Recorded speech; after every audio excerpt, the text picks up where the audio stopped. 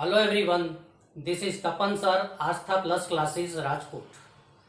आज हम सीखेंगे प्रोबेबिलिटी के बारे में। बहुत टाइम इस टाइप के क्वेश्चन प्रोबेबिलिटी में बहुत बार आते हैं और हमको उसको फाइंड करना है, और वो भी आसान तरीके से।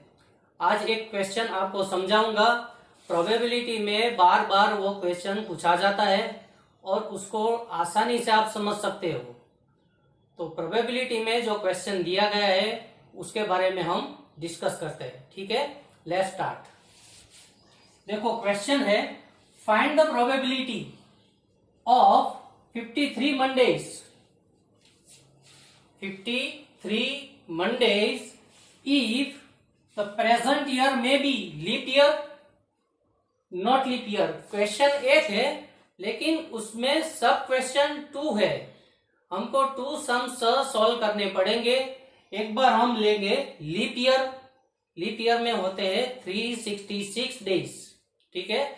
और सेकंड टाइम हम 365 डेज को कंसीडर करेंगे और फाइंड करेंगे नॉट फॉर लीप ईयर, ठीक है। क्वेश्चन हमको दिया गया है 53 मंडेज लीप ईयर में आने की प्रोबेबिलिटी कितनी है। Find out the probability of getting 53 Mondays in a leap year and not leap year, ठीक है। प्रोबेबिलिटी का जो फॉर्मूला है मैंने इधर राइट किया है। प्रोबेबिलिटी जिसको हम PEB बोल सकते हैं is equal to favourable outcome upon total number of outcomes, ठीक है। सबसे पहले हम कंसीडर करते हैं लीप ईयर यानी 366 डेज को।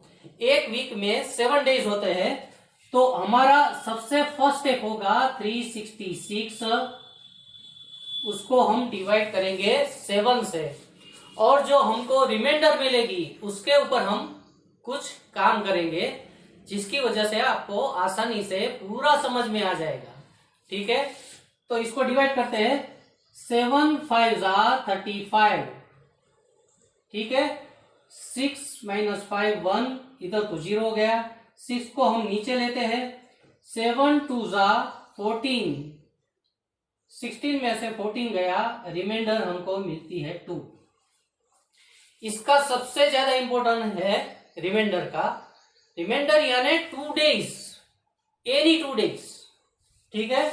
अगर हम 2 डेज को कंसीडर करें तो हम कुछ इस तरह से डिसाइड कर सकते हैं कि यहां पे हमको जो मिला वो मंडे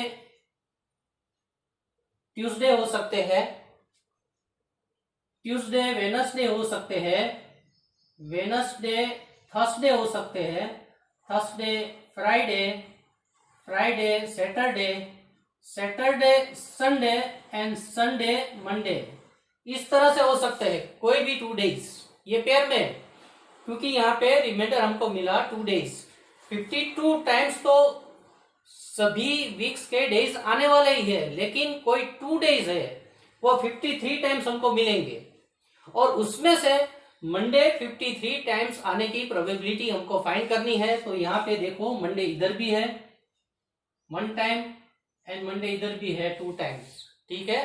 तो टोटल आउटकम्स क्या है 1 2 3 4 5 6 7, जिसको हम इधर राइट करेंगे डिनोमिनेटर में 7, ये टोटल आउटकम्स है। और हमारे फेवरेबल जो हमको चाहिए 53 मंडे, ठीक है, वो यहाँ पे 1 and 2 टाइम्स है, 1 टाइम एंड 2 टाइम्स, तो इधर हमको राइट करना पड़ेगा 2/7। ये आपका आंसर है, प्रोबेबिलिटी है। देखिए, ऐसे क्वेश्चन में अगर हमको पूछा जाए मंडे या संडे या फ्राइडे या वेनसडे या थर्सडे, कोई भी डे, मेथड सेम ही होगी और आंसर भी सेम ही होगा।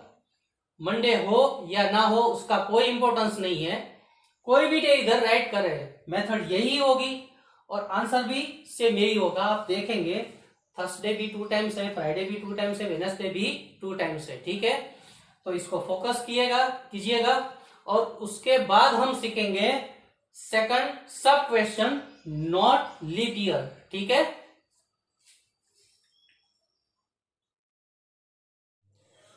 अब हम देखेंगे same question and not leap year के बारे में। अगर लीप ईयर नहीं है तो हम सेम क्वेश्चन को किस तरह से सॉल्व करेंगे। अगर लीप ईयर नहीं होता है तो 365 डेज होते हैं और हमको 365 डेज कंसीडर करके सेम क्वेश्चन को रिपीट करना पड़ेगा। ठीक है, हमको क्वेश्चन में किस तरह से पूछा गया है वो हम फोकस करें। तो यहाँ पे प्रोबेबिलिटी ऑफ 53 मंडेज, ये हमारा क्वेश्चन है। मैंने आपको बताया है मंडे की जगह संडे हो या सैटरडे हो या वेडनेसडे हो, कुछ फर्क नहीं पड़ता। ठीक है, तो यहाँ पे हमारा फोकस होगा 365 डेज के ऊपर। नॉट फॉर लीप ईयर के बारे में हम डिस्कस करते हैं, जिसमें 365 डेज हमको दिया गया है। ठीक है, प्रोबेबिलिटी की जो फॉर्मूला है वो तो ऑलवेज सेम ही रहती है, favourable outcome upon total number of outcomes.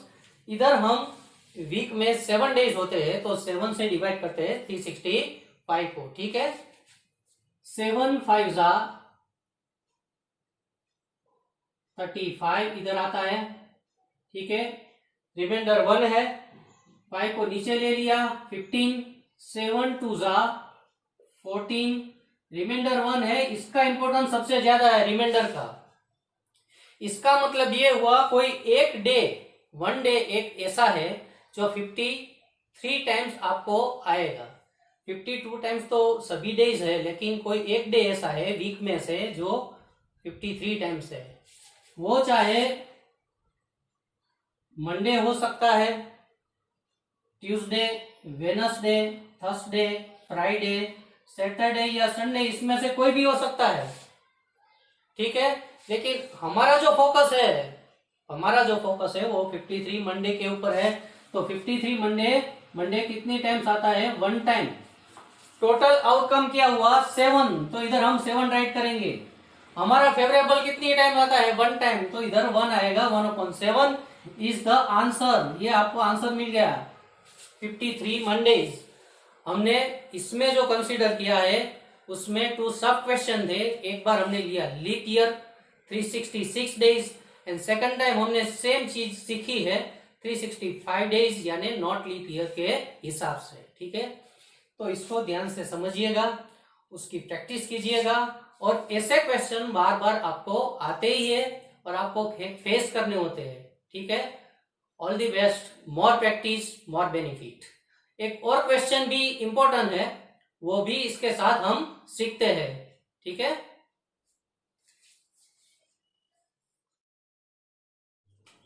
Probability में एक और क्वेश्चन भी ऐसा है जो बार बार हमको पूछा जाता है और हमको थोड़ा कंफ्यूज करता है। क्वेश्चन को ठीक तरह से हम समझते हैं और उसके हिसाब से हम चलते हैं। पहले क्वेश्चन को समझते हैं कि उसमें क्या दिया गया है। ठीक है, देखो, find the probability of not getting, यहाँ पे लिखा है not getting 75 marks out of 100 mark question paper. 75 marks आने की प्रोबेबिलिटी नहीं फाइंड करनी है, 75 मार्क्स नहीं आने की प्रोबेबिलिटी फाइंड करनी है। ठीक है, आपको एक बार बता दूं, प्रोबेबिलिटी यानी हम पीई बोलते हैं, ई फॉर इवेंट। ठीक है, लेकिन नॉट प्रोबेबिलिटी नहीं है तो हम उसको पीई बार बोलते हैं, और जिसकी वैल्यू क्या होती है? 1 माइनस पीई। सबसे पहले हमको फाइंड करना पड़ेगा 75 मार्क्स आने की प्रोबेबिलिटी, और उसको ये इक्वेशन में हम इंसर्ट करेंगे पीई की वैल्यू को, तो हमको मिलेगा नॉट पीई यानी 75 मार्क्स नहीं आने की प्रोबेबिलिटी क्या हो सकती है। ठीक है, तो सबसे पहले हम आने की प्रोबेबिलिटी फाइंड करते हैं कि अगर 75 मार्क्स आ सकते हैं 100 में से, उसकी प्रोबेबिलिटी क्या है, उसके हिसाब से हम आगे चलेंगे। ठीक है, तो स्टार्ट करते हैं। Probability is equal to favourable outcome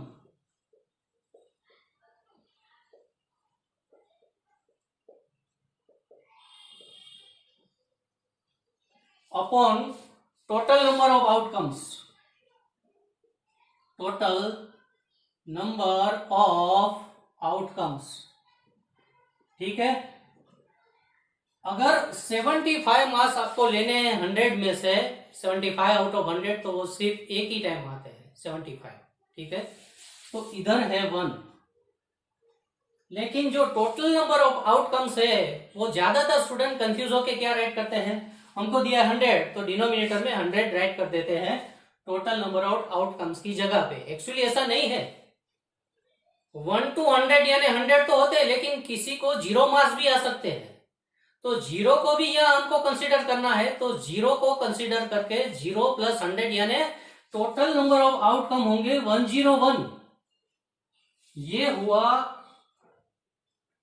probability of getting 75 marks. 75 marks आने की प्रोबेबिलिटी 1/101 है। और ये क्वेश्चन में हमको फाइंड करने हैं not probability of getting 75 marks. Probability नहीं हो सकती है, कौन सी नहीं हो सकती है, 75 मार्क्स ना आने की प्रोबेबिलिटी हमको फाइंड करनी है। तो यहां पे हम इसकी वैल्यू इंसर्ट करेंगे टी की 1/101।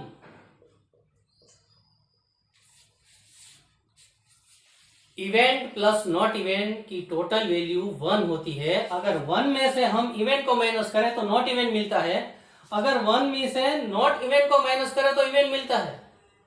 ये आपको ध्यान से समझ लेना है। इधर देखो एलसीएम लेके 101, ये इधर मल्टीप्लाई होगा -1/101।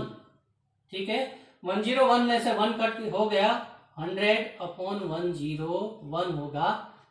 ये है प्रोबेबिलिटी ऑफ नॉट गेटिंग 75। ये आपका फाइनल आंसर है। आपको सबसे पहले क्या करना पड़ेगा, 75 मार्क्स आने की प्रोबेबिलिटी फाइंड करनी पड़ेगी और फिर उसको ये फॉर्मूला में आपको इंसर्ट करना है वैल्यू, तब आपको 75 मार्क्स ना आने की प्रोबेबिलिटी मिलेगी। ये आपका फाइनल आंसर है 100/101। ध्यान से बात सुनिएगा। अगर 50 मार्क्स का पेपर है तो टोटल आउटकम 0 कंसीडर होके 51 हो जाएगा। 20 मार्क्स का पेपर है तो 0 कंसीडर होके 21 हो जाएगा। 50 मार्क्स का पेपर है तो इधर होगा 51, 20 मार्क्स का पेपर है इधर है 21। अगर 25 मार्क्स का पेपर है तो आपको लेना पड़ेगा 26 इधर। बस यही पॉइंट है, ज्यादातर स्टूडेंट्स यहाँ पे कंफ्यूज हो जाते हैं। ठीक है, प्लीज वंस अगेन, हर बार मैं ये चीज तो बोलूंगा, more practice more benefit. All the best. ये वीडियो को आपको अगर अच्छा लगा हो तो लाइक कीजिएगा और हमारे चैनल को सब्सक्राइब कर दीजिए। ठीक है, जय गुरु।